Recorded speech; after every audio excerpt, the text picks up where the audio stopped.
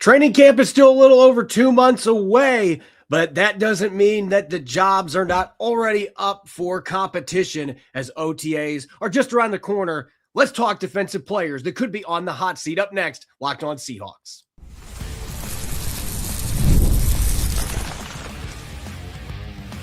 You are Locked On Seahawks, your daily Seattle Seahawks podcast, part of the Locked On Podcast Network, your team every day. Greetings, 12. This is Corbin Smith, host of the Locked On Seahawks podcast, your daily Seahawks podcast, part of the Locked On Podcast Network, your team every day. Glad to be joined on our Wednesday show by my co-host, Rob Rang. And a special thanks to each and every one of the 12s tuning in. Thank you, as always, for making Locked On Seahawks your first listen 5 days a week. Whether you're tuning in from Marysville, Washington, or 2 states over in Butte, Montana, we appreciate each and every one of you for supporting the podcast. We are closing in on the start of OTAs. We're going to talk who's on the hot seat on defense, returning players, and maybe a few guys that are returning in the sense they are veterans, but they're first-time Seahawks. We're going to be looking at hot seat candidates on the defensive side of the football. And then our first 53-man roster projections of the 2026 season heading into OTAs. We've got offense, we've got defense. 2 not so good at math teachers going to be trying to get 53-man rosters, and it's going to be coming your way here on a jam-packed episode. Without further ado, let's get to it. Now for your lead story here on our Wednesday edition of Locked On Seahawks. OTAs will kick off next week for the Seattle Seahawks. We are closing in on the final phase of the offseason program. It might seem like we're a ways away from training camp, but positional battles are going to begin in earnest. If they haven't already behind the scenes, they are going to begin in earnest next week in OTAs. And the defensive side of the football, Rob, 3 starters departing: Boye Mafe, Reek Woolen, Kobe Bryant, at least players that have been starters in the past for the Seahawks, if not last season during their Super Bowl run. So you've got some significant names to replace, and yet it doesn't feel like there's really a starting job that is necessarily up for grabs right now, but that doesn't mean that there's not important positions. You've got that 3rd corner spot, the 3rd and 4th safety positions that are going to be jockeyed for by a number of players. But that is going to put a number of veterans on the hot seat. And I think we have to start this discussion in the secondary, not just with players returning from last year's team, but a few free agent additions as well that might already be entering a hot seat situation before they even play in a training camp practice with the team. Yeah, I think that's well said. Rodney Thomas II, for example, is a safety that was brought in from the Indianapolis Colts that, look, he had starting caliber tape. At the same time, I think that the fact that Seattle brought back Ty Okada, obviously they drafted Bud Clark, and you have, 2 Pro Bowl caliber players in Julian Neal and Nick Eamon-Wari, then I think that is going to be one of the positional groups in which everybody, except for those aforementioned 4 players, are going to be feeling some real pressure here. So again, Rodney Thomas II, AJ Finley, DeAnthony Bell, they have all played significant time in the NFL, but I think that they all have got to be feeling a little bit of pressure whether they're going to be able to make this roster. We know that the Seahawks have used multiple safeties in the past, and so I think that there is a possibility that they're going to be bringing in 5, maybe even 6 safeties when it comes down to their opening day roster. But Corbin, I think that everybody other than those 4 players that I just mentioned are very much going to be very concerned about their position and where they're heading into the OTA process. And I think you can use the same tact when you're looking at the cornerback position. Yes, you have to replace Reek Woolen. You've got a lot of snaps there. Nobody ran more nickel and dime sets than the Seahawks did last season. Our friends at True Media, over 92% of the time, the Seahawks had a 5th or 6th defensive back on the field, easily the most in the National Football League. So there's going to be snaps here for 3rd corners, 3rd safeties, but a player like Noah Igbenogany, and this isn't the first time we've mentioned this since he was signed as a free agent. Yes, Mike Macdonald's been intrigued by him for a long time, and maybe getting him in this scheme, he's finally going to play like a first-round caliber player. But that has not been who he's been. He's bounced around with 3 teams up to this point. He's a smaller corner. He can play outside and inside. But again, he hasn't played a ton of defensive snaps because he hasn't played at a high level for the most part in his time in the NFL. And now you've got 3 incoming draft picks at that position. You've got Nehemiah Pritchett. They've also got Shamar Jean-Charles. Like, it is not a given that Noah Igbenogany is on this roster, even though he signed a free agent contract. It was a minimum, close to league minimum contract. The Seahawks can easily move off of it if they want to, and he hasn't earned a roster spot. So there's going to be pressure on him. And I think staying in the secondary, as far as the returning players that are on the hot seat, I don't know that he's on the hot seat to make the roster necessarily, but I think in terms of the best chance, maybe the last great chance to get a starting job, and I consider the third cornerback spot a starting job, given how much Seattle used their nickel and dime sets. But to me, this is a crucial offseason for Nehemiah Pritchett. He has been very hit and miss in terms of what we've seen from him in his first 2 years. He's had a few opportunities with injuries to play. Last year, we saw in the Buccaneers game, comes in for Reek Woolen after he got concussed, and Pritchett gives up 2 touchdowns real quick in coverage, had a really rough outing. But then when he played against the Cardinals, yes, a far inferior team, but still had an incredible pass breakup in the end zone against Marvin Harrison Jr., had another pass breakup in that game. So we have seen flashes that he could be a capable player in the secondary, in the Seahawks defense. There just hasn't been any consistency. Does he run with this opportunity, or does he continue to be that hit and miss player? And then suddenly you've got your Julian Neals and Andre Fullers of the world jumping right over the top of him, and the rookies are ready to play more snaps than what he is. And at that point, then you start to wonder, is he going to make this football team? So I think this is a very critical offseason for Nehemiah Pritchett, for just the fact this may be that last great chance he has to earn a starting job in Seattle. Yeah, I agree with you. I think there might be just one spot available for the veterans, Noah Igbenogany, Shamar Jean-Charles, both 7th-round cornerbacks, Andre Fuller and Michael Dansby. Just one spot between all 4. That's obviously going to be a very competitive situation. We started off the conversation, Corbin, with safeties, went our way to cornerbacks. So let's just kind of continue to work our way down. I'm going to quickly comment on linebackers. Again, I think there's only going to be one job likely available between the special teams ace, that is Chaz Surratt, Patrick O'Connell, who just does a pretty solid job almost regardless of what you ask him to do, and then Chris Paul Jr., a player that I talked about before that I thought was very impressive during the rookie minicamp. He's not a rookie, but he was asked to come back and perform at the rookie minicamp, and he came in 20 pounds heavier than he was when he left Ole Miss a year ago and signed with Seattle as an undrafted free agent. So again, I think that is a positional group that bears watching as well. Yeah, and I think you go into the trenches. Mike Morris, we talked about him a little bit yesterday. I thought Mike Morris emerged as one of the most underrated special teams assets for the Seahawks last year. With the rule changes, now you can have those big guys on kick coverage and they can be really effective. And he made some big plays on special teams. He made a couple of splashy plays as a rotational reserve, but he still only had 13 tackles. He has 2 quarterback hits his entire career. Now you've got Riley Mills fully healthy, going to be nipping on his heels if he hasn't already passed him. He was playing more snaps on defense in the Super Bowl. That was kind of telling where they're at in that particular regard. And you also brought in Devin Eastern. So there's a lot of competition in an already really good defensive line group.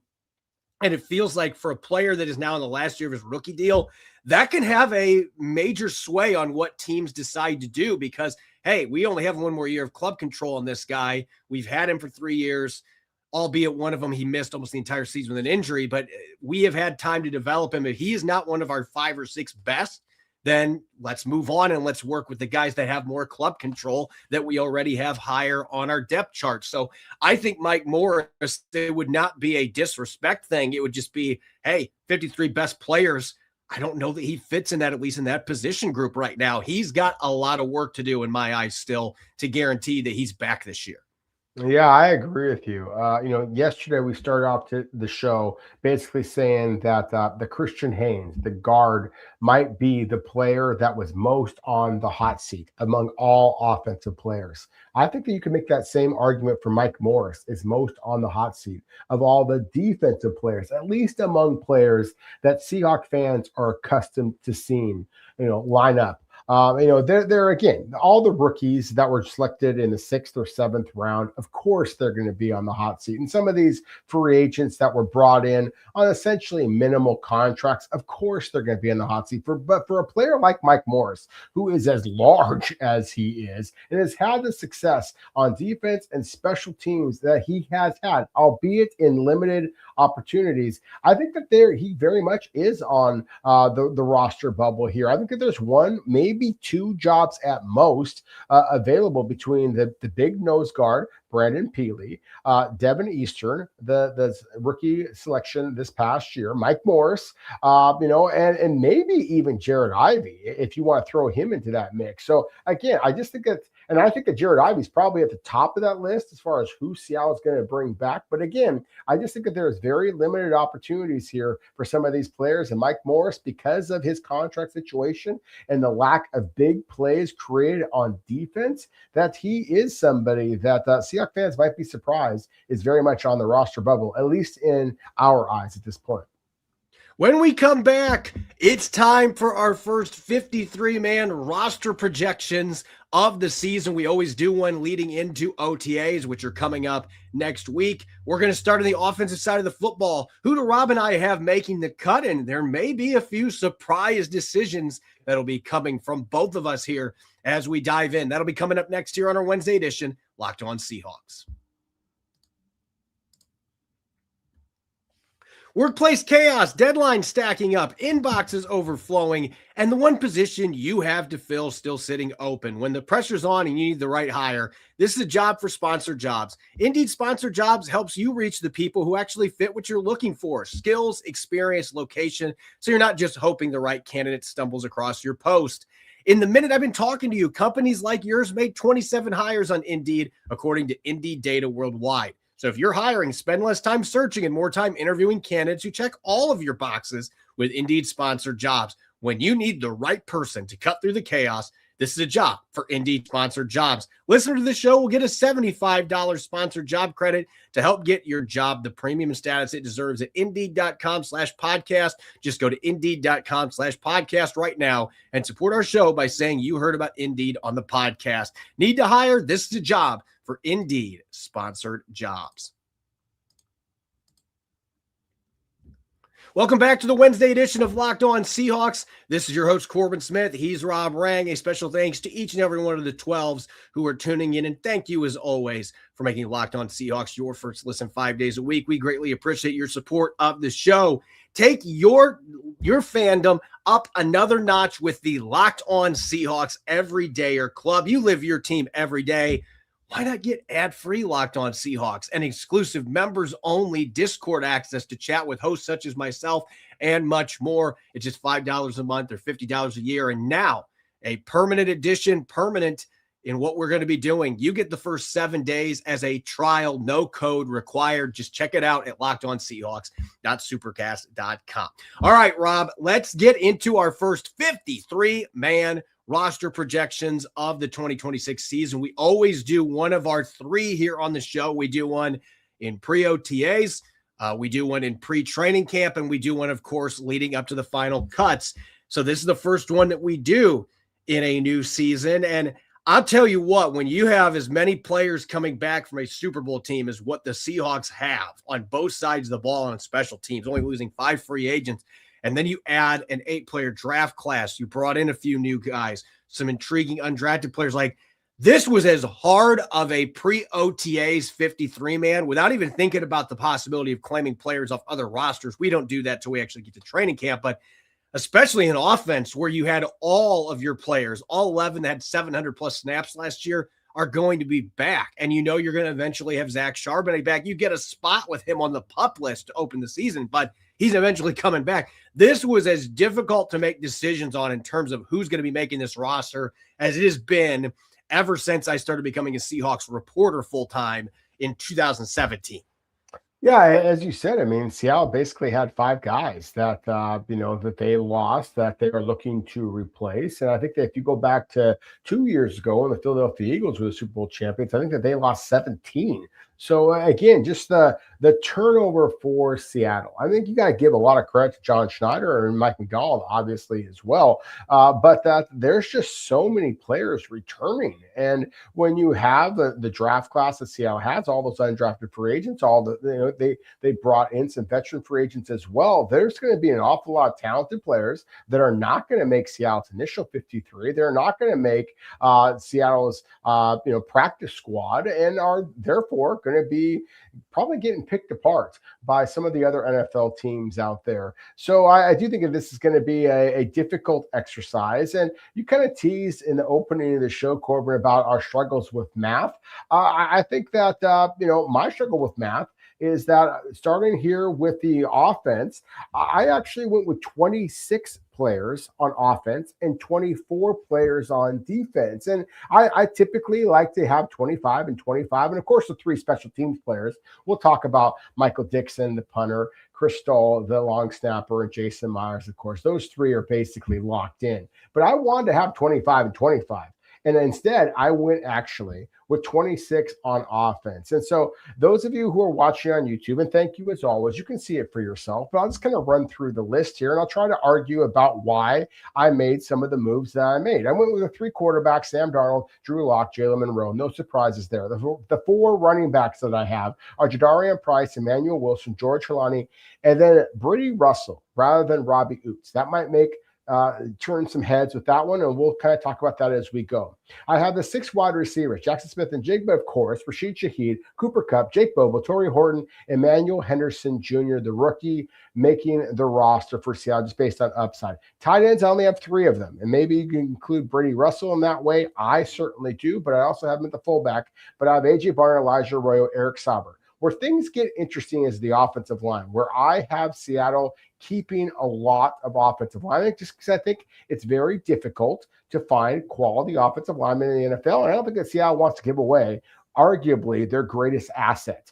And I would argue Charles Cross, Abraham Lucas, obviously are starters. Josh Jones' ability to play both offensive tackle as well as guard. I think that isn't impressive. But I've talked a lot about Logan Brown, and I just believe in his talent. It hurt me to cut Amari Kite, frankly. But I still think that you're only going to keep one of those young offensive tackles, and I'm going with Logan Brown. Guard, Gray Zabel, Anthony Bradford, Bryce Cabledew, and Bo Stevens. Center, Jalen Sandell, Oluwatimi. That's 26 of the 53 players that Seattle can keep I have on the offensive side of the ball.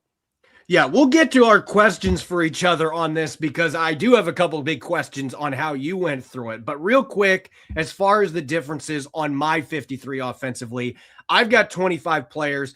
I don't have the offensive line chart going off of the page here. I have 8. And now I understand your logic here, but I also there's some really good players that I just skill-wise don't want to let go.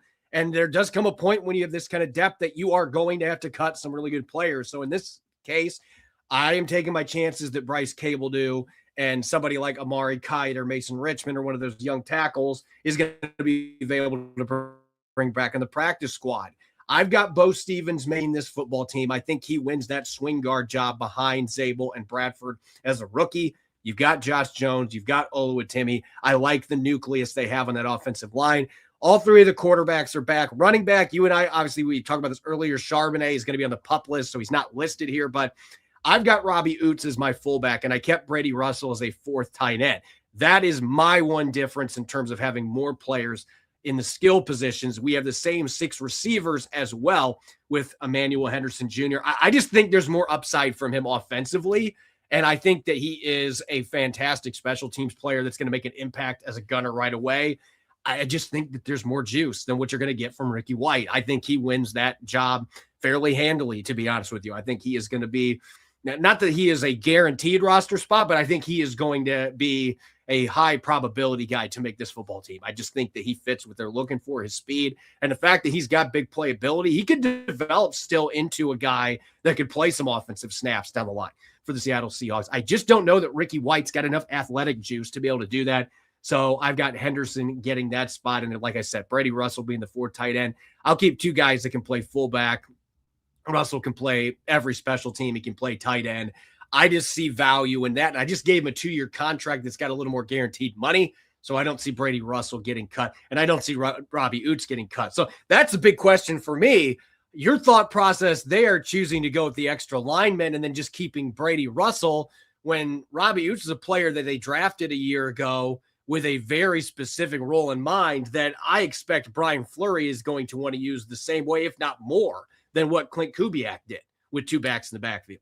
Possibly. Brian Fleury didn't have a fullback that is quite just a sledgehammer in the middle that the Robbie Oots is. He had more of a fullback in Kyle Juszczyk that to me is a little bit more Brady Russell. And look, Robbie Oots had an opportunity a year ago and struggled with injuries. And while he made some flashy plays, I mean, some of the blocks were as good as any fullback blocks I saw in all of the NFL a year ago.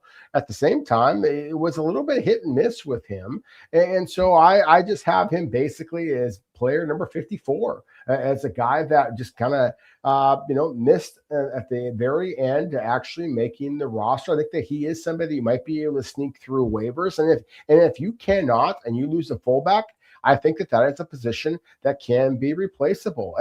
Like I said, it breaks my heart. I want physical football. I want Seattle to be that type of a team. But at the same time, he just basically was right on the roster edge for me and didn't quite make it. And as I mentioned before, Corbin, I just think that offensive line is a positional group that is so difficult to find in free agency, at least somebody who's going to be able to compete for actual playing time. Obviously, Seattle has 2 starters at the tackle position in Charles Cross and Abraham Lucas. But I do think that is your nightmare scenario, that either one of those players goes down. And I think that you want to have quality starting caliber players. I believe that Logan Brown is one of the real kind of dark horse candidates, similar to Tyakata, obviously a very different position, but similar to Tyakata a year ago. And I just think that this is a player that actually could get asked to play meaningful snaps and still be able to play well. And so I'm not willing to give up both Logan Brown and Amari Kite, maybe even Mason Richmond, as far as guys that are starting caliber players, in my opinion, in the right system. I think this is the right system for all of those players. I got to keep at least one of them just in case stuff happens. And I think my counter argument for you is all the names you rattled off there and the fact that the Seahawks, even last year, there were not teams rushing to claim their guys because there's just so few spots that are available. To every other team's trying to trim down to 53 players as well. All the names you just rattled off, it's like, look, those guys are not all going to get claimed. Like, you're going to be able to bring a few of these guys back. So I guess that's my viewpoint, is they do have enough quantity there. And with the way that the claim process goes, where everyone else is scrambling, trying to get down to 53, there's only a few guys that get picked up every year. So I think that there is a little bit more of a willingness to be able to move on from these guys, because you have a number of them that you think, hey, as long as I get one of these guys back on the practice squad and maybe 2, I'm feeling pretty good about where we're at. And maybe we can get all of them back, because the way the claim process is. So that was my logic there. And I just think, again, I think Robbie Oots is still a really good fit for what Brian Fleury is going to want to do. Just because he didn't have a guy like that, they don't have a Kyle Juszczyk necessarily on the roster. I don't think Brady Russell's that caliber of a playmaker, but I think Robbie Oots, though, gives you that hammer in the run game that I think Brian Fleury is going to be looking for ways to get that involved to keep their run game rolling. So we shall see. When we come back, we're going to be looking at our projections on the defensive side of the football. And again, Rob, you and I, we've got a few stark differences in our projections here going into OTAs. We'll get that up next here on our Wednesday edition of Locked On Seahawks. This episode is brought your way by Gametime. We can stream anything, order food in minutes, and do everything from our phones. And yet somehow buying tickets to live events continues to be harder than it should be. Long lines, confusing checkouts, prizes jumping at the last second. It should not be that complicated. That's why there's Gametime. It gives fans the advantage and makes getting tickets fast and simple. I could look for the full price up front. I was just checking out some tickets for an upcoming game. Those prices are up front with no surprise fees. That's a huge plus. The seat views are huge. You can check out your exact view before you buy.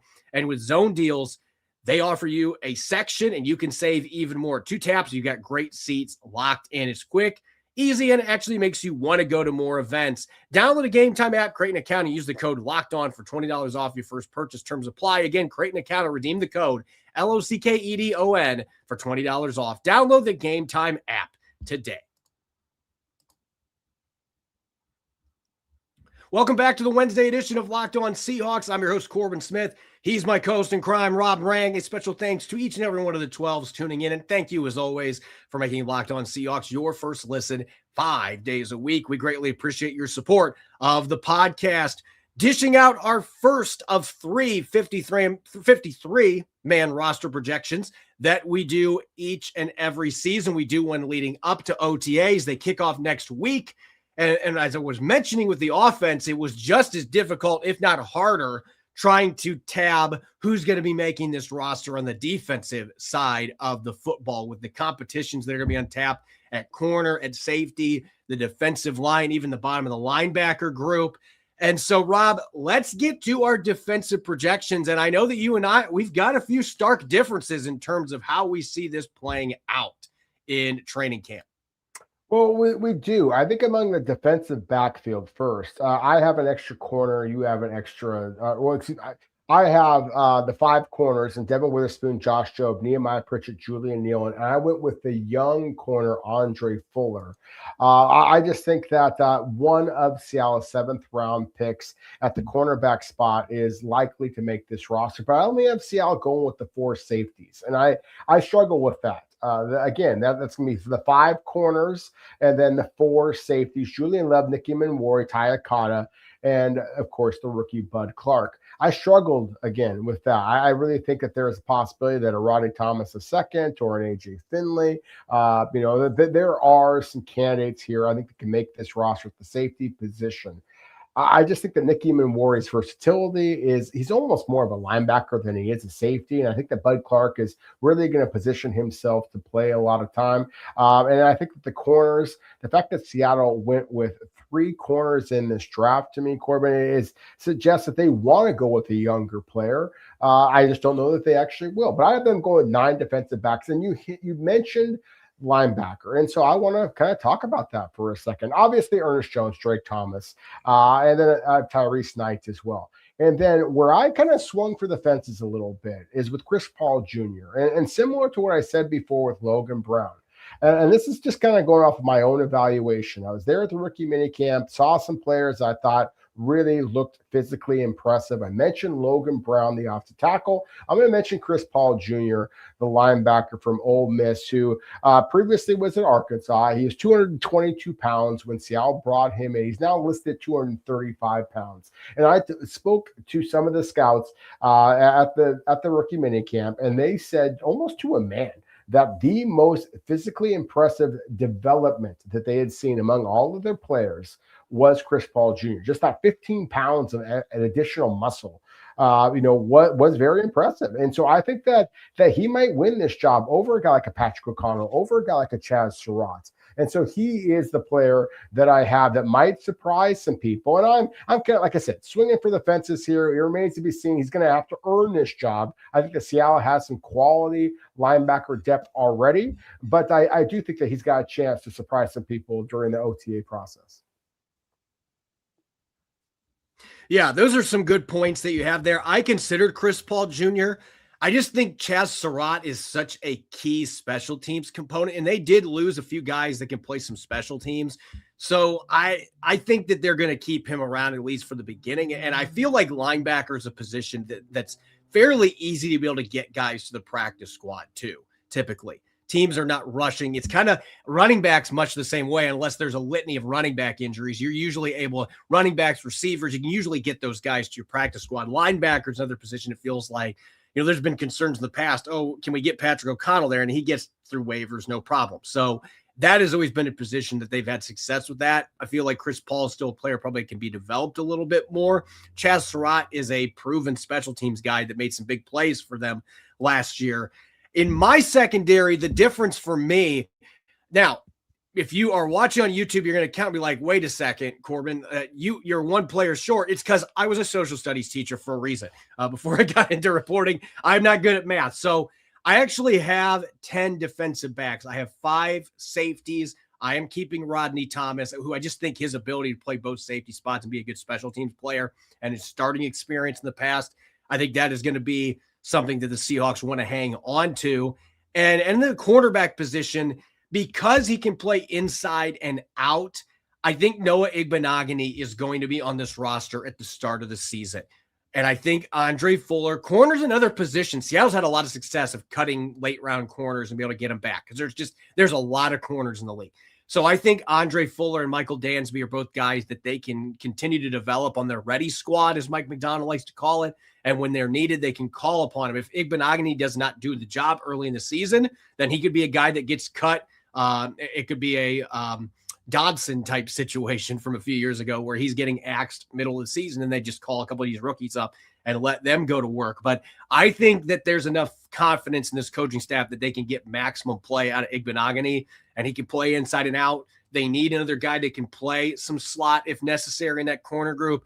I think that he makes the roster. Julian Neal's on the roster, and I think that Nehemiah Pritchett is probably the third corner to start the season. That's the way that I have it playing out. And then I've got Chaz Surratt instead of Chris Paul Jr. with the other 3 linebackers, the ones we expect are going to be on the roster. Yeah, and I think that's a very good possibility. Again, I'm kind of swinging for the fences, so to speak, at the linebacker position with Chris Paul Jr. I think that if you were going to focus back on the defensive line, then we're going to have very similar names here, albeit perhaps at different positional groups. I have them as the edge rushers being DeMarcus Lawrence, Uchenna Nwosu, Derek Hall, Dante Fowler, Connor O'Toole, Jared Ivey. Defensive tackle, I have Leonard Williams, Byron Murphy II, Riley Mills. Nose tackle, Jaron Reed and Brandon Peely. Now, those of you watching closely, then that means that the rookie Devin Eastern did not make this team for me. And I think that because Seattle has the veterans that they do, then maybe you can argue that Devin Eastern should make this squad. But I also think that because of the veterans, they also potentially are more injury prone. And so that's why I have Seattle retaining the big defensive tackle or nose guard, Brandon Peely, over Devin Eastern. And again, keeping Jared Ivey on the field. And I think that Jared Ivey's ability to play multiple positions, I think that Brandon Peely's proven ability on special teams gives him a little bit of an edge here. But I do think the defensive line, as good as it is, also is going to be a positional group worth watching. Not guys like a J.R. Singleton, a Bubba Thomas, I have on the outside looking in, very much as practice squad candidates and not likely to make Seattle 53. Yeah, this was maybe the toughest situation for me, looking at Jared Ivey, Mike Morris, Brandon Peely, Devin Eastern, J.R. Singleton, Bubba Thomas. I just rattled off all those names. There's a few of them that have only a puncher's chance of making this roster, but I think what makes this so intriguing, I do believe Jared Ivey, especially the comments that Mike Macdonald has made unprompted about him this offseason. This is a guy that they were hoping they could get some snaps for last year, and it just didn't pan out. The numbers game did not work out. They love the physicality and the violence he plays with, his ability to play multiple positions. I still think he's got an opportunity to be one of the big jumpers this year and really contribute for this team.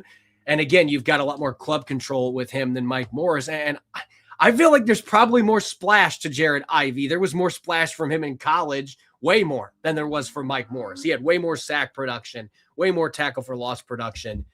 The question is going to be, is he going to be able to pick up some of that slack on special teams if you go that route? But I think Jared Ivey's got the edge between those two.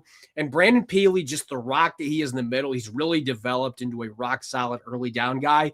I think Devin Eastern is going to be a better player down the line. I just don't think he's ready to take that job at the start of his rookie season. He's going to be a practice squatter in my book in this projection, but I expect Devin Eastern is going to play some as a rookie. At some point, they are going to need him, and I think his ability to create as a pass rusher and be more disruptive, it adds another wrinkle to what they can do up front. He can move around some.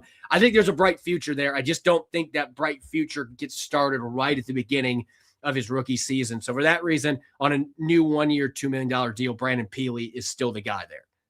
No, I 100% agree. I think that Devin Eastern, you see flashes. At the same time, I don't see the consistency and the positional versatility that justifies making the top 53 over a player like a Mike Morris, who I also didn't have making this roster. But certainly a Jared Ivey, certainly a Brendan Peely. I think with Brendan Peely, again, his proven ability on special teams as well as on the defensive line, obviously, I think is what gives him the opportunity. And again, I kind of, jokingly kind of mentioned my math skills before. I have, this is the welcome to the dark side. And I yet have Seattle actually having less players, only 24 of their 53 players on defense here. But that's part of the reason why is because I do think that there are a number of players, 5, 6, 7 players that are potentially guys that can make this roster that I have as guys I think are going to wind up making Seattle's practice squad. And I think that the buy-in that Mike Macdonald and Adam Dirty have basically created on defense could allow Seattle to kind of play with that a little bit. I think it's a dangerous game to play because you mentioned before, Corbin, about how, with the offensive line that you can sneak guys on. It was easy to sneak guys on. It was a first year with Clint Kubiak and and all the new coaches that were coming in, John Benton, et cetera, and you were coming off of a stay at home once the postseason began. Now you're the Super Bowl champions. Everybody is going to be pilfering your roster. You're going to be the very first roster the teams are going to look at. And so I do think that you have to go with the positional groups that are the most difficult to find. And so that's why I think that the line of scrimmage, offensive and defensive lines, are going to be positional groups that Seattle had better protect. Otherwise, they're going to wind up losing some of these prospects. As always, you can follow me on X and Blue Sky at Corbin Smith NFL. You can follow Rob at Rob Rang. Make sure to subscribe to Locked On Seahawks on YouTube and wherever you get your podcasts to make sure you don't miss a single episode. When we come back for tomorrow's show, going to be dishing out some previews for OTAs on the offensive side of the football, some things to watch, fun storylines. That's going to be coming your way. Make sure that you listen in and enjoy the rest of your Wednesday. Go Hawks.